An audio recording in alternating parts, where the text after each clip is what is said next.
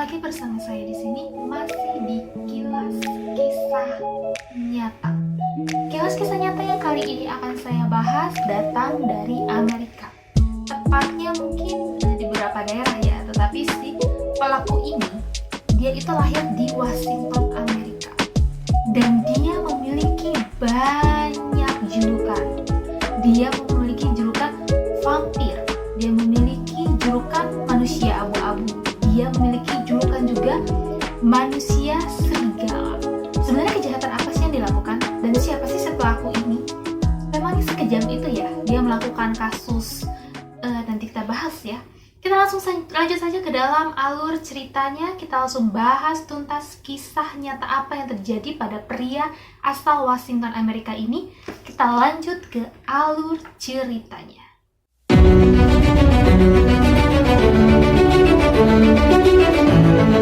Manusia abu-abu atau manusia serigala atau vampir ini bernama Albert Fish. Dia lahir pada tanggal 19 Mei 1870 di Washington, Amerika. Dia memiliki seorang adik perempuan. Adik perempuan ini mengalami gangguan jiwa, sedangkan ibunya mengalami gangguan halusinasi visual. Halusinasi visual itu dimana dia tuh bisa melihat, tetapi orang sekitarnya itu tidak melihat apa yang dia lihat. Untuk ayahnya sendiri, dia itu sudah meninggal saat si Albert Fish ini berusia mungkin masih sangat begitu kecil ya, sehingga dia harus dirawat sama ibunya. Tetapi ibunya ini memiliki masalah keuangan saat itu, sehingga ibunya terpaksa menitipkan si Albert Fish ini di salah satu panti asuhan yang ada di Washington. Pada saat di panti asuhan, kalian tahu apa yang terjadi? Albert Fish ini mengalami pembulian. Selain dia dibully, dia juga disiksa oleh teman-teman di panti asuhannya. Yang anehnya di sini, dia itu malah menikmati si kejadian ini. Dia menikmati kejadian dia disiksa dan dia dibully sama teman-temannya. Dia dibilang dia sangat menikmati ini. Dan akhirnya ketika ibunya sudah bisa mulai membiayai dia, pada tahun 1880, ibunya ini menarik si Albert Fish ini, udah kamu ikut ibu aja, nggak usah di panti asuhan lagi. Selang nggak lama dari itu, sekitar tahun 1882, 2 tahun setelahnya, saat si Albert Fish ini menginjak usia remaja, sekitar kurang lebih 12 atau 13 tahun saat itu, dia mulai terkena pergaulan bebas. Kalian tahu pergaulan bebas apa yang dia lakukan? Iya, pergaulan bebas yang sangat begitu gila. Dia itu masuk ke dalam pergaulan bebas, di mana pergaulan itu berisikan dengan orang-orang aneh, orang-orang yang memiliki fetis terhadap, seperti dia itu suka dengan minum bukan air putih ya, tapi itu air pipis ya, air atau air kencing ini ya. Dan orang-orang yang sangat suka bukan makan nasi lagi, tapi makan kotoran manusia. Selain itu juga pada saat usia segitu ya, saat usia 12 tahun, bayangin ya, si Albert Fish ini mengalami gangguan. Gangguannya itu dia suka banget ke permandian air panas, hanya untuk melihat anak laki-laki telanjang pada saat itu di permandian. Dan bahkan dia melakukannya itu hampir setiap minggunya. Pada tahun 1890 atau saat usia si Albert Fish ini menginjak usia 20 tahun, dia mulai terlibat dalam prostitusi laki-laki. Bukan perempuan ya, tapi laki-laki. Dan yang gilanya lagi ya, gak habis pikirnya lagi, si prostitusi laki-lakinya ini melibatkan anak-anak kecil di bawah usia 12 tahun. Ada juga yang menyebutkan di bawah 6 tahun. Kemana ya? Kemana akal sehatnya? Udah laki-laki di bawah umur pula. Kalian bisa bayangin ya, sudah sekejam apa pada saat dia berusia di 20 tahun itu. Selang 8 tahun kemudian, si ibu Albert Fish ini menjodohkan dia dengan seorang perempuan. Kemudian dia juga dikaruniai 4 orang anak dari pernikahannya. Tidak sampai situ saja, tidak berhenti setelah dia menikah.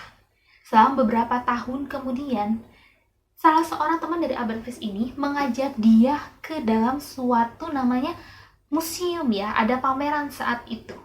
Dan pameran itu adalah pameran patung lilin.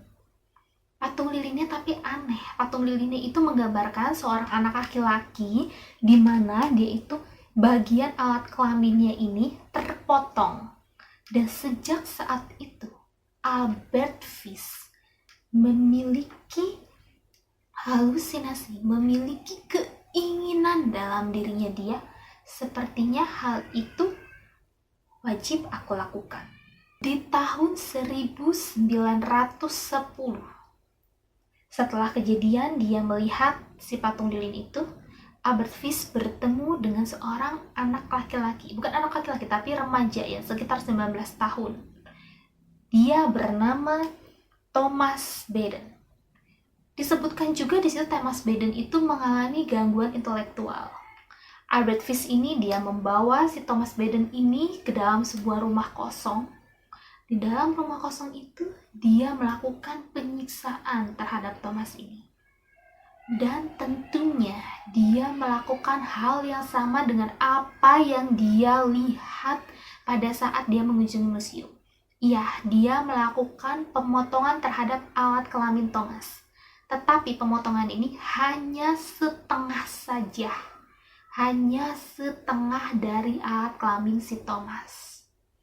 Yang lebih kejamnya lagi, dia meninggalkan si Thomas begitu saja.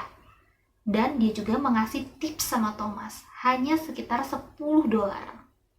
Dia juga mengaku katanya, aku nggak tahu lagi apa yang terjadi dengan Thomas. Dan aku pun tidak mau mencari tahu. Aku tidak tahu dia hidup apakah sudah tiada. Di wawancaranya dia berbicara seperti itu. 7 tahun kemudian, di tahun 1917, istrinya si Albert Fish ini meninggalkan Albert Fish bersama dengan laki-laki lain atau bersama dengan selingkuhan si istrinya. Hal itu yang membuat Albert Fish ini semakin tertekan. Dia ditinggalkan oleh istrinya. Akhirnya si Albert Fish ini, karena dia tertekan, dia mulai melakukan penyiksaan terhadap dirinya sendiri. Bahkan ada hasil rongsen pun di situ. Saat itu, kepolisian menyebutkan kalau memang benar terdapat lebih dari 20 suntikan jari jarum. Jarumnya ini mungkin jarum pentul, entah jarum apa, pokoknya jarum di situ ya. Dia menusuk-nusuk tubuhnya sendiri, bahkan di bagian selangkangannya pun, di bagian duburnya terdapat bekas luka jarum juga ya. Di situ terdapat luka juga. Dia bilang dia menikmati itu.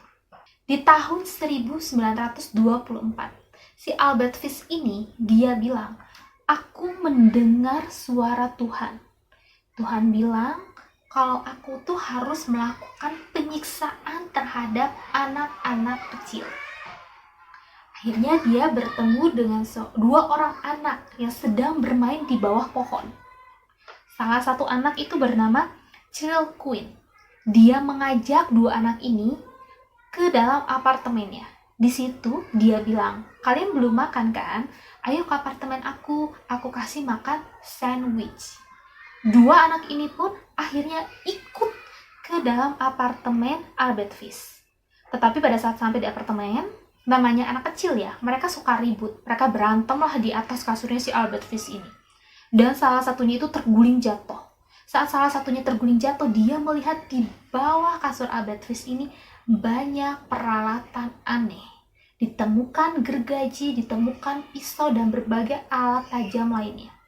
Akhirnya si anak ini, 2 anak ini, sebelum si Albert Fish ini selesai menyiapkan hidangannya, dia langsung kabur.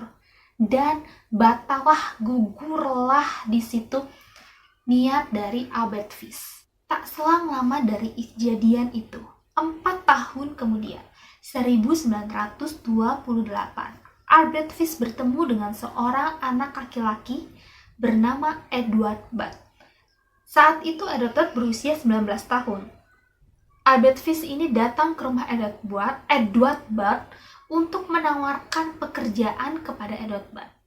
Dia sering mengunjungi Edward Budd karena dia memiliki rencana, yaitu dia berencana untuk menghabisi si Edward Budd ini. Dia berencana untuk memutilasinya sehingga si Edward Budd ini akan kehabisan kehabisan darah dan kemudian tidak bernyawa. Tapi hal itu dia urungkan, dia tidak jadi.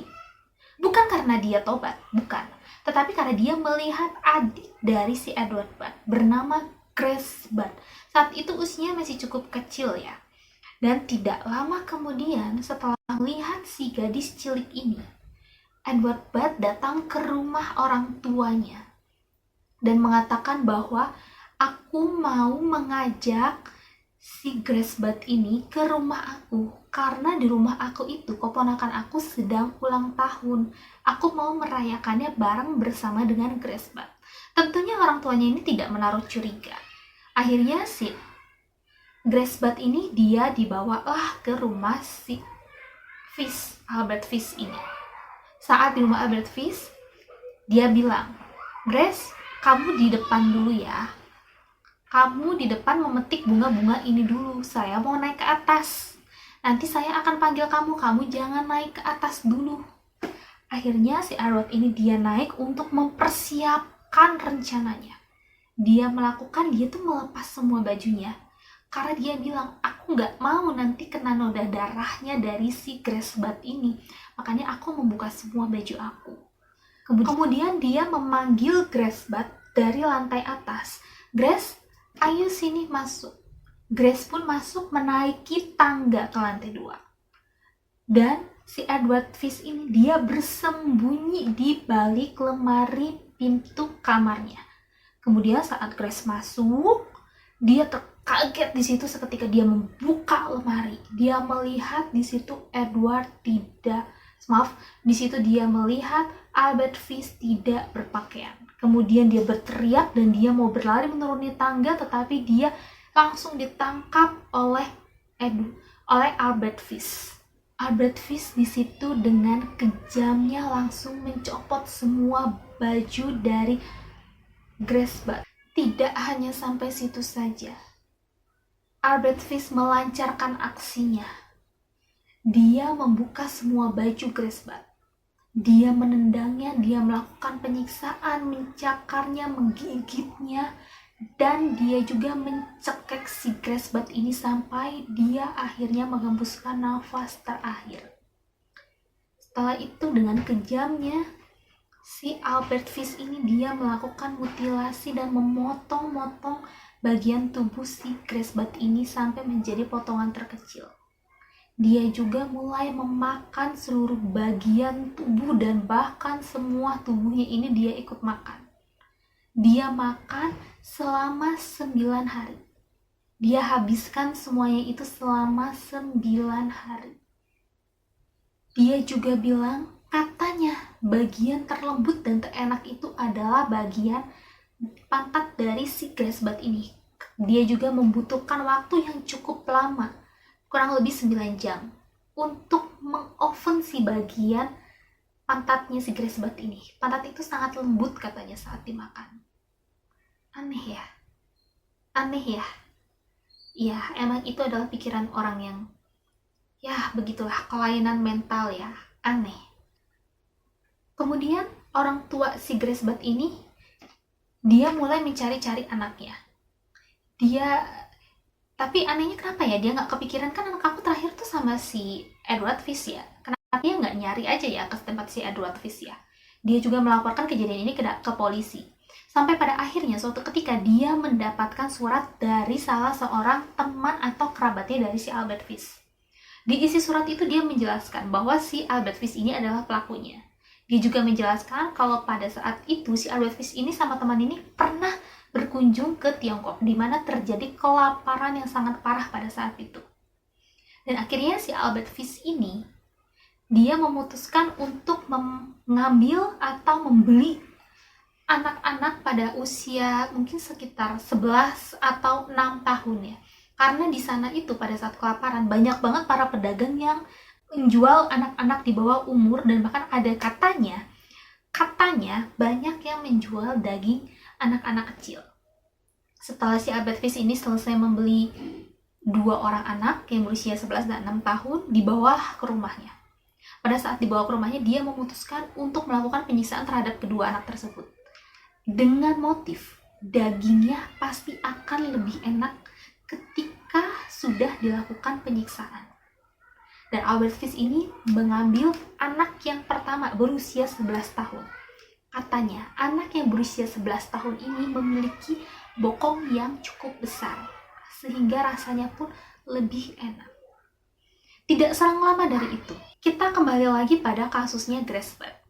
Akhirnya pada 13 Desember 1934, Albert Fish ini akhirnya ditangkap oleh kepolisian.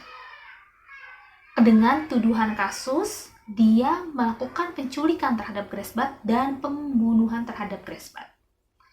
Selang setahun kemudian, pada tahun 1935, sidangnya pun dimulai. Dia dijatuhi hukuman mati. Pada 16 Januari 1936, yaitu dengan hukuman kursi listrik. Dia meninggal 3 menit setelah dijatuhi hukuman tersebut di kursi listrik.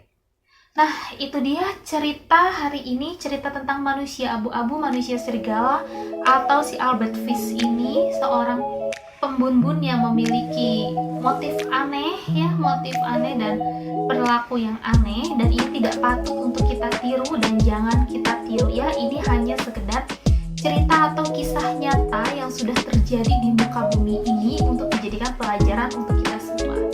Buat kalian yang suka video ini, boleh kalian like, komennya ya.